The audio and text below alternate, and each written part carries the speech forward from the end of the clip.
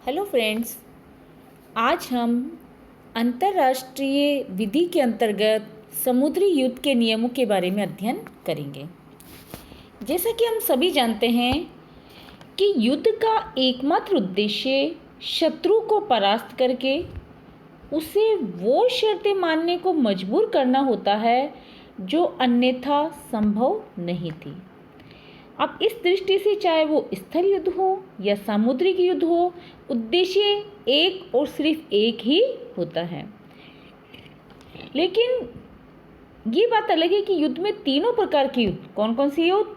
स्थल युद्ध, सामुद्रिक युद्ध और हवाई युद्ध, इनकी अलग अलग भूमिका होती है और उनके अलग अलग ही सामरिक लक्ष्य भी होते हैं। यहाँ पर हम ओपेनहाइम के अनुसार जो समुद्री युद्ध का लक्ष्य दिया गया है उसके बारे में विस्तृत रूप से इसकी अध्ययन भी करेंगे और इस परिभाषा की हम व्याख्या भी करेंगे। इसे ध्यान से सुनिएगा कि ओपेनहाइम के अनुसार समुद्री युद्ध का लक्ष्य शत्रु के प्रादेशिक समुद्र की नाकेबंदी करना। नाकाबंदी करना मतलब ना तो वहाँ से कोई जहाज आगे जा सकता है और ना किसी अन्य देश का जहाज उस देश की प्रादेशिक समुद्र की सीमा में आ सकता है। शत्रु की सप्लाई लाइन को काटना। शत्रु की सप्लाई लाइन जो भी बाहर से उसके आयात हो रहा था उस लाइन को काटना। महासमुद्रों में उसके व्यापारिक जहाज़ों को क्षति पहुंचाना। जो भी महासमुद्र में उसके व्यापारिक जहाज है उनको हानि पहुंचाना, क्षति पहुंचाना या फिर उन पर कब्जा कर लेना। इसके अलावा अतटस्थ सेवाओं के निरंतर जहाज़ों को गिरफ्तार करना। जो सेवाएं तटस्थ नहीं हैं उनको, उन जहाज़ों को गिरफ्तार करना। तटवर्ती शहरों पर बमबारी करना और शत्रु को बाहर से मिलने वाली सहायता को बंद करना। तटवर्ती शहरों पर उस प्रदेश के जितने भी शहर हैं, तट सीमा से जो शहर लगे हुए हैं उन पर बमबारी करना ताकि शत्रु क्या हो एक दबाव में आ जाए और उनकी वो शर्तें मान ले जो कि वो अन्यथा नहीं मानता। और साथ में शत्रु को जो बाहर से मिल रही थी सहायता, जिस मान लीजिए कि खाद्यान्न सहायता है, सैनिक सामग्री है, दूसरी सहायता है, उन सहायता को बंद करना। किसके द्वारा? घेराबंदी के द्वारा। इसके अलावा सामुद्रिक क्षेत्र में महासमुद्रों में शत्रु के जहाज़ों को आक्रमण का शिकार बनाया जा सकता है और तटस्थ देशों के जहाज़ों की तलाशी लेकर उन पर लदे शत्रु के माल को जब्त किया जा सकता है। इस चीज़ को आप समझिए। तटस्थ देश अर्थात ऐसा देश जिसका न तो शत्रु राष्ट्र से कोई वो है और ना ही मित्र राष्ट्र से कोई उसका संबंध है। लेकिन अगर उस तटस्थ राष्ट्र के जहाज पर ऐसी सामग्री लदी है जो कि शत्रु राष्ट्र की सामग्री है तो उसको जब्त करने का उनके पास अधिकार है। इसी प्रकार से शत्रु की सेना व उसकी सामरिक कार्यवाही की दृष्टि से महत्वपूर्ण व्यक्तियों को तटस्थ देशों के जहाज़ों पर से गिरफ्तार किया जा सकता है। मान लीजिए कि तटस्थ राष्ट्र का जहाज है और उस पर शत्रु की सेना है तो उसको उस जहाज पे से उनको गिरफ्तार किया जा सकता है, चाहे वो तटस्थ राष्ट्र के जहाज ही क्यों ना हो। तो इस प्रकार से हमने देखा कि समुद्री नियम, जो समुद्री युद्ध के नियम हैं उनमें ये नियम, जैसा कि ओपेनहाइम ने बताया है, बहुत ही महत्वपूर्ण है कि उसकी नाकाबंदी की जा सकती है, सप्लाई लाइन काटी जा सकती है, शत्रु के जहाज़ों को क्षति पहुंचाया जा सकता है। अगर तटस्थ जहाज़ पर उसकी सेना के सदस्य हों या फिर उसका शत्रु देश का सामान लदा हुआ है तो उसको भी जब्त किया जा सकता है। तो समुद्री युद्ध के जो नियम हैं ये यद्यपि 14वीं जो सेंचुरी थी उसमें ही लागू हो गए थे। और अगर हम बात करें तो सबसे पहले कांसालेटो देल मारे, क्योंकि इस संहिता का ये नाम था जिसका सर्वप्रथम कानून संहिता का इस जो समुद्री नियम से संबंधित थे उसका जन्म बार्सिलोना में हुआ था।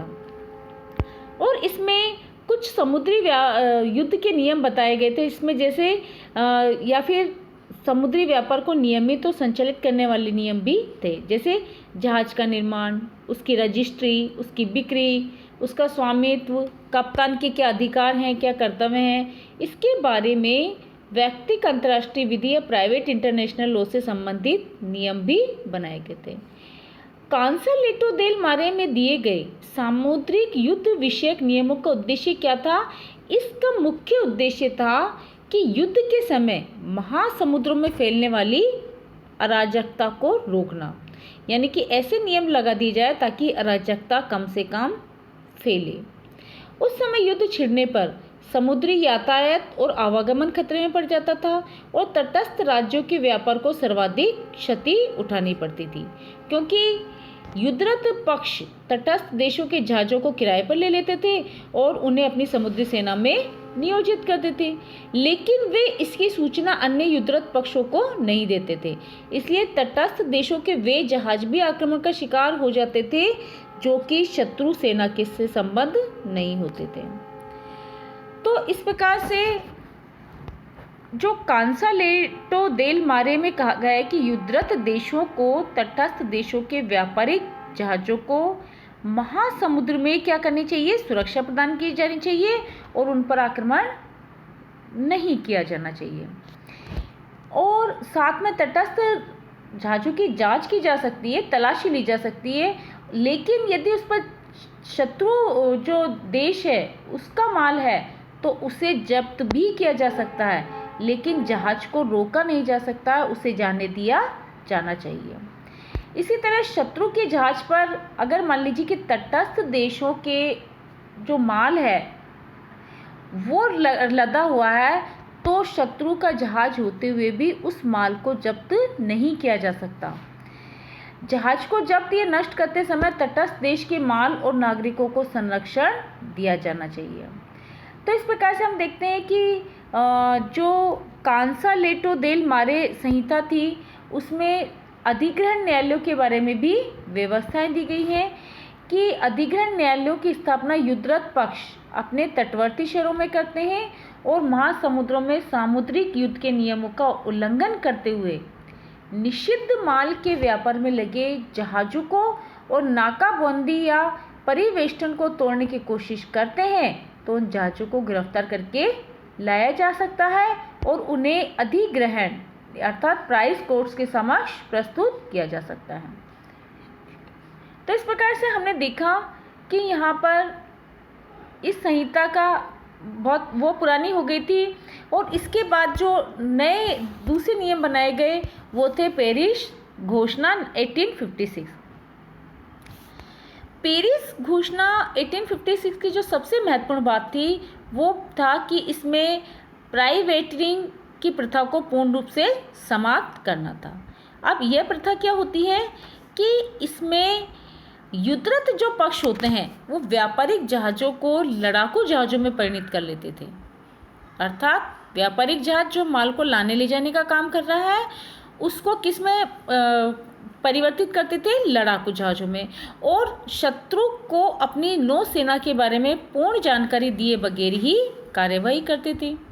नौसेना की शक्ति बढ़ाने के उद्देश्य से जिन निजी जहाज़ों का रूपांतर किया जाना था उनकी कीमत आंकी जाती थी। यदि जहाज़ क्षतिग्रस्त हो जाता था तो जहाज़ का संपूर्ण मूल्य उसके मालिक को दे दिया जाता था, और यदि वो क्षतिग्रस्त नहीं होता था, सुरक्षित बच जाता था, तो उसका संपूर्ण मूल्य का 10% किराए के तौर पर जहाज़ के स्वामी को दिया जाता था। तो इस तरह निजी स्वामित्व की व्यापारिक कंपनियां और तटस्थ देश अपने जहाज युद्धरत पक्षों को किराए पर दे देते थे। इस प्रथा की समाप्ति से काफ़ी हद तक युद्ध काल में महासमुद्रों में अराजकता को रोकने में सफलता मिली। तो इसकी सबसे महत्वपूर्ण ये विशेषता थी कि इसमें इस प्राइवेटरिंग को रोका गया और जिससे कि ज़्यादा जो अराजकता महासमुद्र में फैली थी उसको बहुत सीमा तक उस पर कंट्रोल पा लिया गया।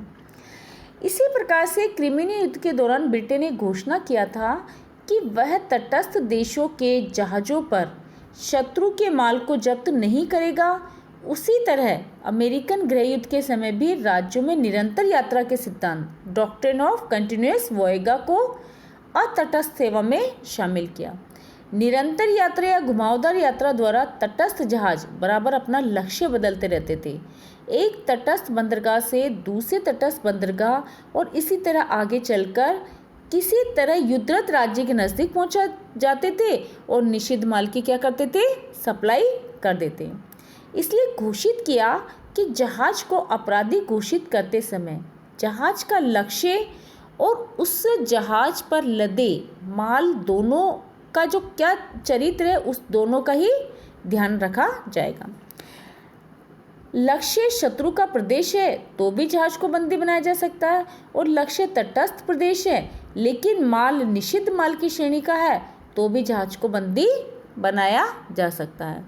तो इस प्रकार से हमने देखा कि इनके माध्यम से बहुत कुछ हद तक समुद्री नियम के द्वारा महासमुद्र में फैलने वाली अराजकता को कम किया गया, और यह कुछ ऐसे नियम बनाए गए कि युद्धरत राज्यों के क्या अधिकार और कर्तव्य होंगे, व्यापारिक जहाज, प्राइवेट जहाज, किराए वाले जहाज और उस पर लदे हुए माल को जब्त किया जाएगा, किस माल को जब्त किया जाएगा, किसको छोड़ दिया जाएगा, कौन सा माल निषिद्ध माल की श्रेणी में आएगा, इन सब का समुद्री युद्ध के नियम के तहत नियम बनाए गए ताकि समुद्री अराजकता को फैलने से रोका जा सके और नियम क्लियर किए जा सके।